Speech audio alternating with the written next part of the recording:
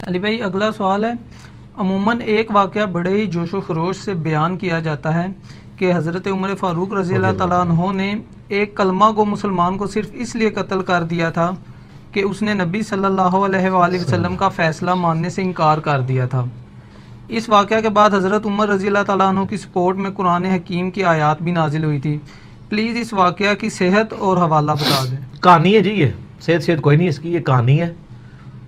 یہ کہانی یعنی بکتی ہے عوام میں، کیونکہ آپ کے علماء آپ کی عوام کو ایکسٹرا جوڈیشل کلنگ کے اوپر ابھارتے ہیں، ماورائے عدالت قتل کے اوپر، اپنے دشمنوں کے اوپر گستاخ رسول کا الزام لگا کے یہ واقعہ سنا کے آتے ہیں چڑھ دوڑو، ٹھیک ہے۔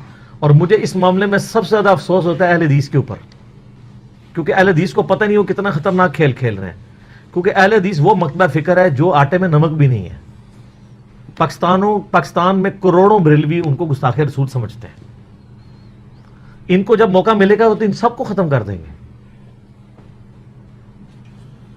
جو بات بات کے اوپر وہ لا کے تو وہ کتاب پیش کرتے ہیں صارم المسلول علی شاتم الرسول، جو ابن تیمیہ ان کے گلے میں گھاٹے میں فٹ کر گیا، ان کو پتہ ہی نہیں ہے ان کے اوپر فٹ ہونی ہے۔ پھر یہ ماورائے عدالت قتل کرنے والے قانون کو ہاتھ میں لینے والے لوگوں کے غائبانہ نماز جنازہ یہ لوگ پڑھ رہے ہوتے ہیں، یہ اپنے جنازے پڑھ رہے ہیں، یہ ذہن میں رکھیے گا۔ یہ لوگ دوبارہ اگر زندہ ہو جائیں نا، جن کے آپ جنازے پڑھ رہے ہیں، اور ان سے پوچھیں کہ اہل حدیث کیا ہے، وہ کہیں گے ہمیں موقع ملے تو انہیں بھی برسٹ مارے، ہم گستاخ سمجھتے ہیں۔ تو آپ ان لوگوں کے جنازے پڑھ رہے ہیں جو آپ کو شہادت کے درجے پہ فائز کرنے کے لیے بےتاب ہیں، تو آپ کس چیز کو سپورٹ کر رہے ہیں؟ اور اس میں پلی اسی حضرت عمر کے واقعے سے لی جاتی ہے، بالکل غلط ہے۔ اس کے اگینسٹ بخاری مسلم میں درجنوں واقعات ہیں کہ نبی علیہ السلام کی موجودگی میں جب کبھی بھی اس طرح کا ایشو ہوا تو حضرت عمر کیا کہتے تھے؟ یا رسول اللہ اجازت دے میں اس گستاخ کا گلا کاٹوں۔ یہ حضرت عمر کی بھی توہین کر رہے ہیں۔ نبی علیہ السلام سے اجازت لیے بغیر ہی انہوں نے گردن کاٹ دینی تھی۔ وہ کہتے ہیں کہ وہ نبی علیہ السلام، ایک یہودی اور ایک منافق کا جھگڑا ہوا تو نبی علیہ السلام نے یہودی کے حق میں فیصلہ کیا، تو اس کو منافق کو پسند نہیں آیا، تو وہ آ گیا حضرت ابوبکر کے پاس۔ حضرت ابوبکر رضی اللہ تعالیٰ عنہ نے پوچھا کہ بھی یہ فیصلہ نبی صلی اللہ علیہ وآلہ وسلم نے کیا کیا؟ انہوں نے کہا جی، اس نے کہا جی میرے حق میں کیا ہے، یہودی نے کہا۔ تو انہوں نے کہا جب نبی نے کر دیا میں کیوں کروں؟ تو ان کا چلو عمر کے پاس چلتے ہیں۔ سیدنا عمر فیصلہ کرنے لگے تو اس یہودی نے کہا کہ عمر فیصلہ کرنے سے پہلے یہ جان لینا کہ نبی صلی اللہ علیہ وآلہ وسلم میرے حق میں فیصلہ کر چکے۔ حضرت عمر نے کہا 2 منٹ رکو، میں ابھی فیصلہ کرتا ہوں۔ اندر گئے، تلوار لا کے تو کاٹ دیا۔ یہ حضرت عمر کے مزاج میں بیٹھتی ہے بات؟ حضرت عمر نے چاہیے تھا کہ 2 منٹ یہیں رکو، میں نبی علیہ السلام سے پوچھ کے آتا ہوں اس کا کیا کروں، کیونکہ بخاری مسلم میں یہی کچھ ہے۔ آپ کی تو ہے کہانیاں، یہ کس حدیث کی کتاب میں کہانی لکھی ہوئی ہے؟ یہ تفسیر ابن کثیر میں بھی انہوں نے لکھی ہے، اور لکھا ہے یہ بے سند روایت ہے، انہوں نے خود جرح کی ہے اس کے اوپر۔ اور اس سے بڑھ کر صحیح بخاری میں اس آیت کا شان نزول موجود ہے کہ حضرت زبیر رضی اللہ تعالیٰ عنہ اور ایک منافق کا آپس میں جھگڑا ہوا، تو نبی صلی اللہ علیہ وآلہ وسلم نے جب قرائن دیکھے تو حضرت زبیر کے حق میں فیصلہ کر دیا۔ تو اس منافق نے کہا، منافق تھا نا، اوپر سے مسلمان تھا، اس نے کہا یا رسول اللہ آپ نے اپنے پھوپھی زاد لڑکے کو سپورٹ کرتے ہوئے فیصلہ اس کے حق میں کیا ہے، ناانصافی کی ہے۔ تو یہ صحیح بخاری میں موجود ہے اس آیت کے کانٹیکسٹ میں۔ اس پہ پھر سورہ نساء کی آیت نمبر یہ 65 ہے، جو یہ کہتے ہیں آیت بھی نازل ہوئی، وہ ادھر نہیں نازل ہوئی، جس محمد لوکی کلمہ پڑھ دے وہ محمد اور تے محمد رسول اللہ اور، یہ آیت کدھر اور نازل ہوئی ہے؟ سورہ نساء آیت نمبر 65، فلا وربک لا یؤمنون حتی یحکموک فیما شجر بینہم۔ اے نبی مجھے تیرے رب ہونے کی قسم، یہ انداز محبت دیکھیں، اے نبی مجھے اس چیز کی قسم کہ میں تیرا رب ہوں، ہائے ہائے ہائے، لا یؤمنون، یہ مومن ہو ہی نہیں سکتے، حتی یحکموک فیما شجر بینہم، یہاں تک کہ اپنے آپس کے جھگڑوں میں آپ کو حاکم نہ مان لیں، آپ کو جسٹس، آپ کی جسٹس کو، آپ کو جج کے عہدے پر نہ مان لیں، ثم لا یجدوا فی انفسہم حرجا، اور اس کے بعد جب آپ فیصلہ کر دیں تو دل میں بھی کوئی حرج نہ پائیں۔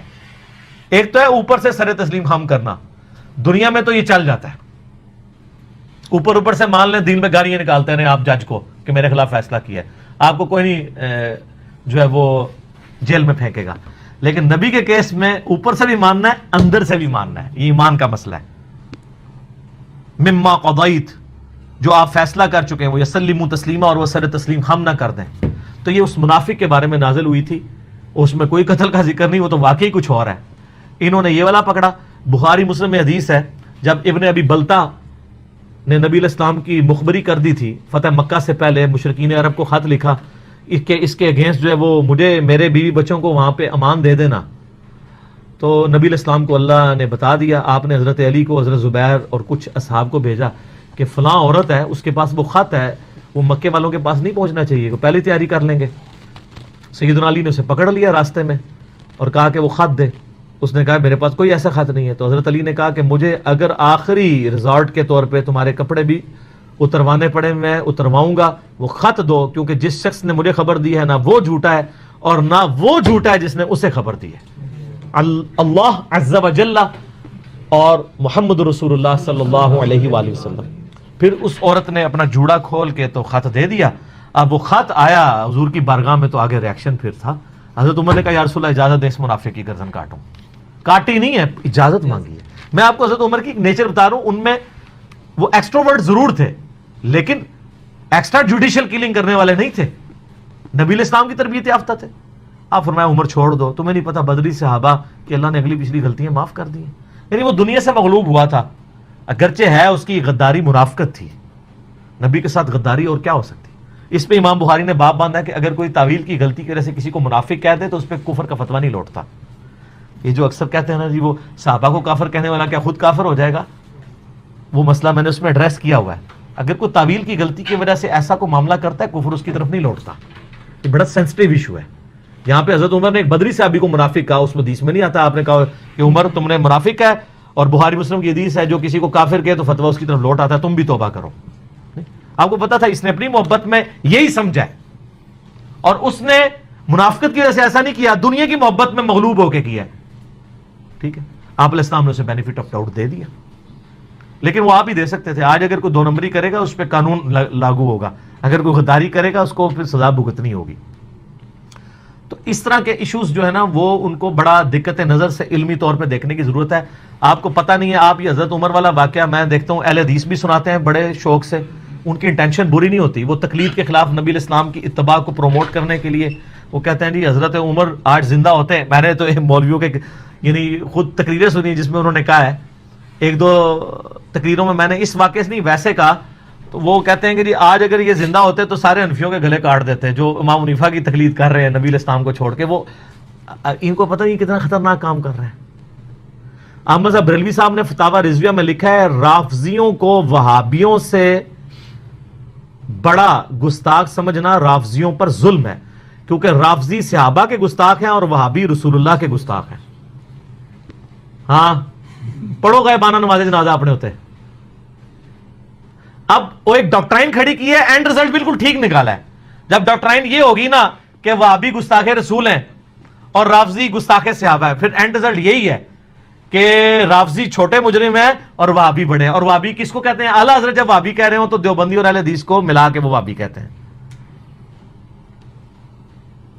مجھے ایک اہل حدیث عالم کا فون آیا, آپ کو پتہ جب ایک ایکسٹرا جوڈیشل کلنگ ہوئی ایک سابقہ پنجاب کے گورنر کے ساتھ, اس نے جو کچھ خباثت کی وہ ایک الگ بات, لیکن ایکسٹرا جوڈیشل کلنگ کے میں خلاف ہوں. تو مجھے ایک اہل حدیث عالم کا فون آیا کہ جی ہمارے تو مسجد کمیٹی نے جو ہے وہ غائبانہ نماز جنازہ ارینج کیا ہوا ہے اس کا, جب اس کے اگینسٹ دوسرے کو پھانسی ہوئی. میں نے کہا جی آپ اپنے اوپر جنازہ پڑھ رہے ہیں, کیونکہ اگر وہ زندہ ہو جائے اور میں اسے پوچھوں کہ وہابی کیا ہیں, کہ وہابی بھی گستاخ رسول ہے. تو خدا کے لیے آپ ایکسٹرا جوڈیشل کلنگ کو سپورٹ کرنے کے لیے یہ جعلی واقعات نہ بتایا کریں. گستاخ رسول کی سزا پہ بھی میرے کلپ ریکارڈڈ موجود ہیں. نبی صلی اللہ علیہ وآلہ وسلم نے جو تعلیمات دی ہیں اس کو بڑی دقت نظر سے دیکھنے کی ضرورت ہے. کٹ گستاخ رسول جو تھے نا ان کو بھی نبی علیہ السلام نے معاف کیا ہے.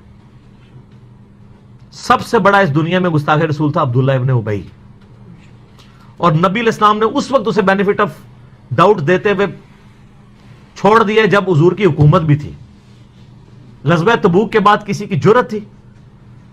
جب عرب کے لوگوں کو بھی پتا چل گیا کہ رومن امپائر بھاگ گئی ہے تبوک میں اور مقابلہ نہیں کر سکی, تو پیچھے سے انہوں نے مسجد درار بنائی تھی نا, نبی علیہ السلام واپس آئے تو اللہ نے وحی کے ذریعے سورہ توبہ میں کہا کہ اس مسجد میں نماز نہیں پڑھنی ہے، اس مسجد کو آپ نے ختم کروایا. اس کے بعد عبداللہ ابن ابی کو مروانا کو مسئلہ تھا، نہیں مروایا. حتیٰ کہ کتنے واقعات ہیں. ذوالخیسرہ تمیمی کا وہ بخاری مسلم میں واقعہ ہے جس نے حضور کو کہا تھا اللہ سے ڈر اور انصاف کر.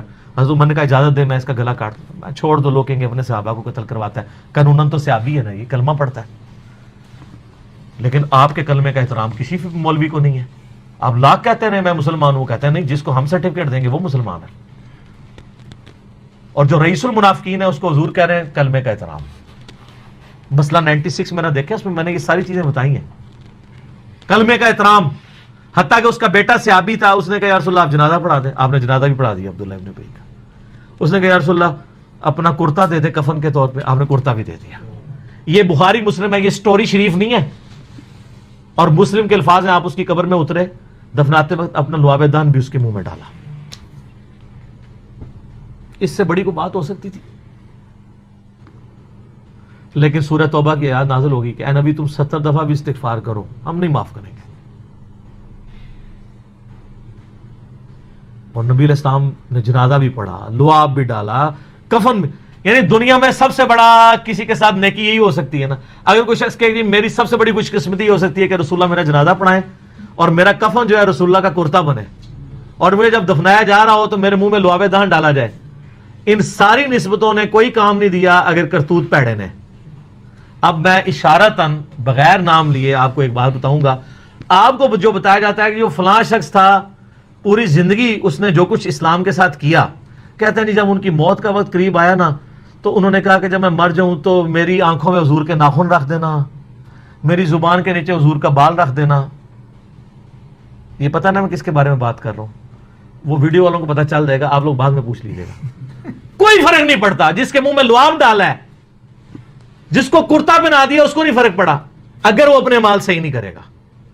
اگر اس نے اپنی زندگی کے اندر جو ہے وہ خلافت کو ختم کر کے ملوکیت کی ہے اور اپنے بچے کو اس امت میں مسلط کیا ہے تو یہ وہ بال اس کے اوپر رہے گا. اور یہ تبرکات کے ہمیں نا دھونسے لگا لگا کے نا وہ کہہ رہے ہوتے ہیں، تو میں نے اس کا بھی ایک علمی جواب ساتھ، کیونکہ میرا کام ہے کہ جدھر جو چیز نظر آئے گی نا نال ایک جڑا نا وہ چپ میں کٹ جاواں گا کہ اگر وہ کہنا جی وہ تو بڑے خوش نصیب جی انہوں نے ناخن بھی منگوائے سن، وہ جہدے منہ تھک پایا ہے لعاب دہن مبارک، جنہوں کرتا حضور نے دیتا ہے اپنا، انہوں نہیں فرق پیا. ان چیزوں میں فرق نہیں پیندے. ان اکرمکم عند اللہ اتقاکم، اللہ کے حضور تقوی کی قدر ہے. صرف نسبتوں سے کچھ نہیں ہوتا. ہاں اگر کرتوت صحیح ہو پھر نسبت بھی فائدہ دے گی. پھر فاطمہ ہی جنتی عورتوں کے سردار ہے، ٹھیک ہے. اور جنتی نوجوانوں کا سردار عبداللہ بن عمر نہیں ہے، وہ حسن و حسین ہی ہے. حالانکہ عبداللہ بن عمر بھی کسی سے کام نہیں تھے، عبد الرحمن بن ابی بکر بھی کسی سے کام نہیں تھے، سیدہ عائشہ بھی کسی سے کام نہیں تھی، لیکن جنتی عورتوں کے سردار کون؟ سیدہ فاطمہ. ٹھیک ہے نا جی. اور یہ تو بخاری مسلم میں ہے کہ فاطمہ میری بچی جنتی عورتوں کی سردار ہے، اور میرے مرنے کے بعد میرے اہل بیت میں سب سے پہلے مجھے آ کے ملے گی. اسی پہ حضرت فاطمہ پھر خوش ہو گئی تھی، جو ایک بات کہی تو رو پڑی. رونے والی آپ نے اپنی وفات کی خبر دی تھی. تو یہ بخاری مسلم دونوں میں حدیث ہے. نسبت فائدہ دے گی جب آپ کے اعمال درست ہوں گے.